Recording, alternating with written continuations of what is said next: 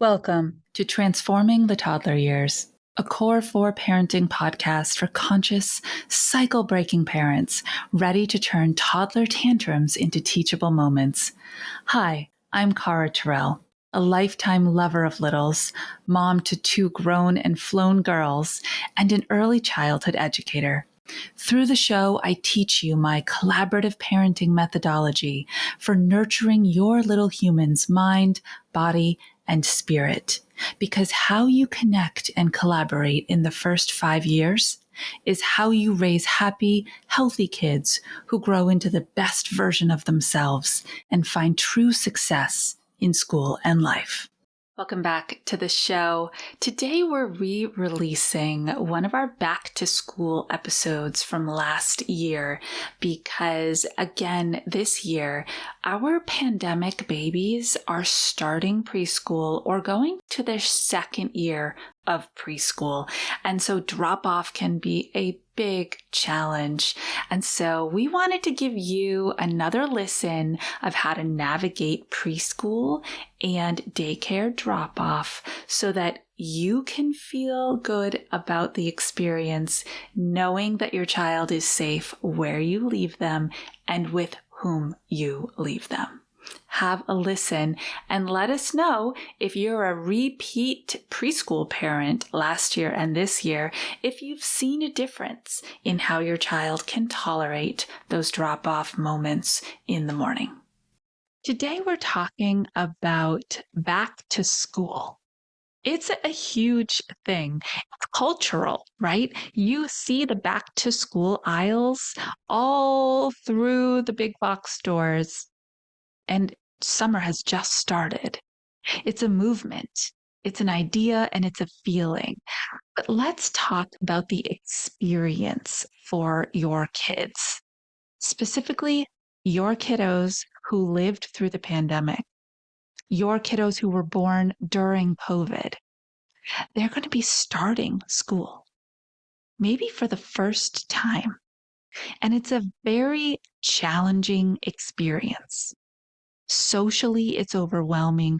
Emotionally, it's overwhelming. The sensory experience of being in small to large groups with other kids and adults, there is so much nuance to it that they haven't had a chance to practice. And so you will probably see increased levels of social anxiety, clinginess, teariness as you start to move towards that drop-off experience. So let's talk about this from both sides. The child who struggles intensely to detach from you, and the child who just waves, says, "See you later, love you, bye."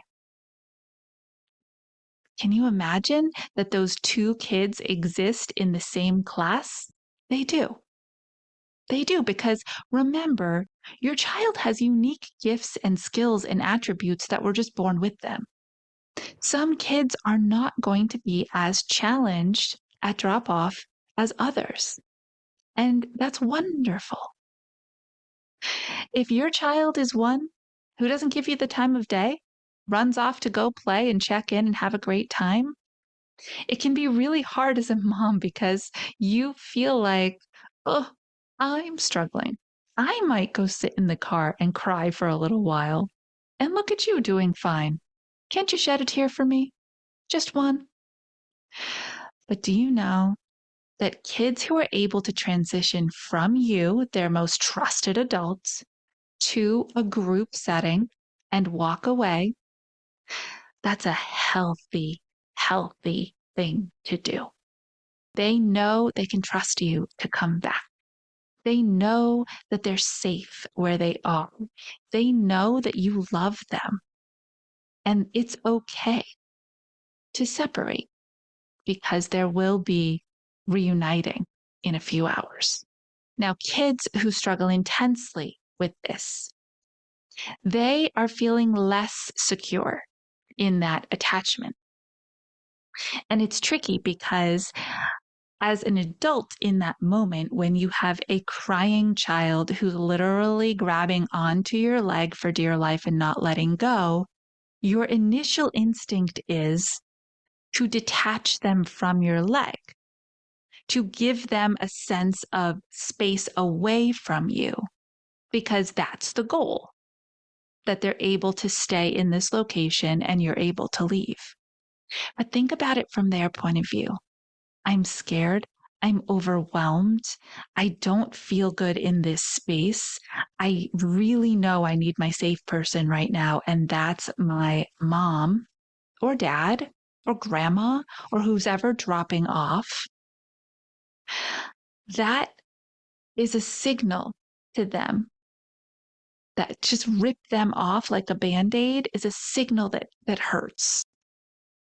They don't know how to process it. And if you've done it before, it's okay, because you really think that's what we need to do. You've got this. You're okay. I'll be back later. See you later. So here's my take on it. There's different relationships in play inside a preschool or a kindergarten. The relationship between you and your child, that's the core. That's their everything. I talk about the core four connectors, that every interaction that you have with them builds increased trust and respect and open communication and this honesty factor. So the core relationship between you and your child is what matters most. And that you are always honoring that the choices that you make and the words that you choose, you're honoring the building and the growing of that relationship. The teacher-child relationship, although would be amazing if we could have all four of those in play at the same time, is a different relationship. They are there to serve a different purpose. It's my job to, when they fill in that blank, it's different than yours. So obviously you've got to go. For your child's sake, they need to make the transition to start the day at school, and potentially for yours to get to work on time. Obviously, you're going to have to leave. But if somebody is going to do the moving of your child's body off of you, it should be the teacher. That was my role. And I can tell you that it's hard. It's really hard to watch this child, right, scream for 30 seconds as I pull him off of you.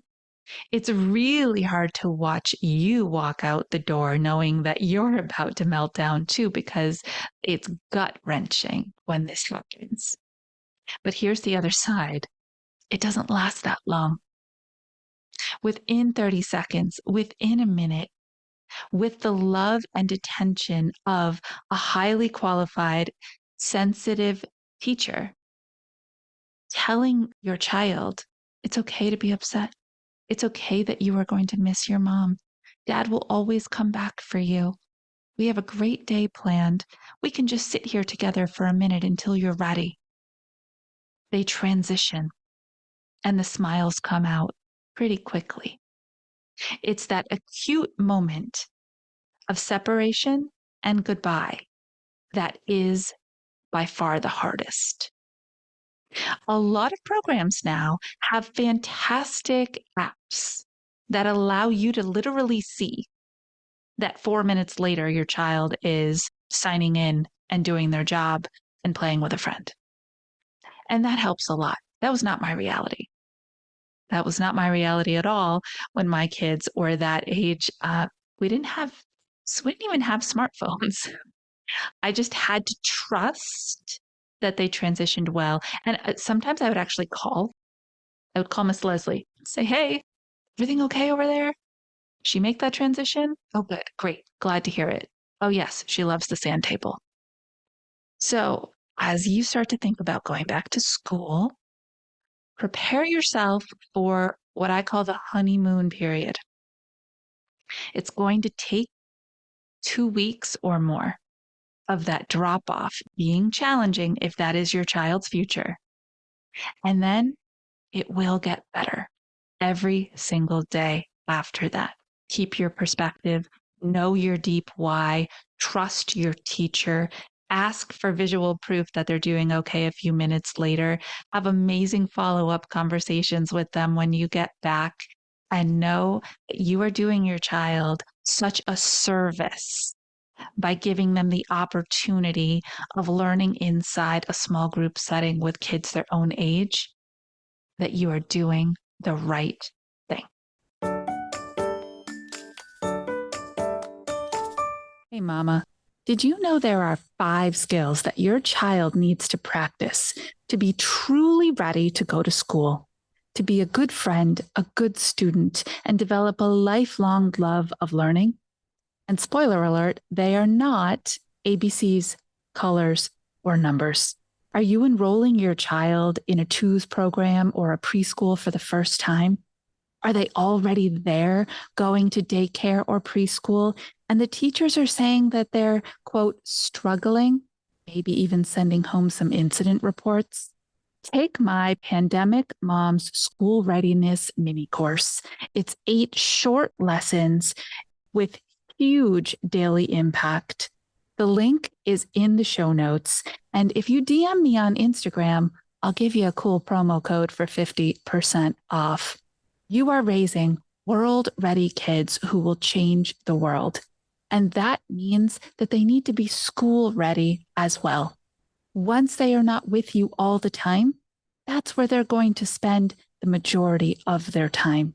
Learn the 5 executive functioning skills they need for success in school and life with my mini course.